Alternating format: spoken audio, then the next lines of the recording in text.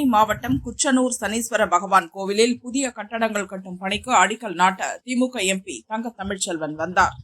அப்போது தங்கள் கிராமத்தில் மின் மயானம் அமைக்க எதிர்ப்பு தெரிவித்து ஒரு தரப்பினர் அவர் காரை முற்றுகையிட்டனர். மின் மயானத்துக்கு ஆதரவு தெரிவித்து மற்றொரு தரப்பினரும் திரண்டனர். இரு தரப்பினரிடையே பேச்சுவார்த்தை நடத்திய போது கடும் வாக்குவாதம் ஏற்பட்டது. இதனால் தங்க தமிழ்ச்செல்வன் காரில் ஏற முயன்ற போது போராட்டக்காரர்கள் காரை வழிமறித்தனர்.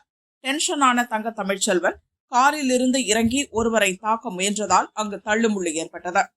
திமுகவினர் அவரை சமாதானப்படுத்தி காரில் அனுப்பி வைத்தனர். இதனால் அடிக்கல் நாட்டு விழா ரத்தானது.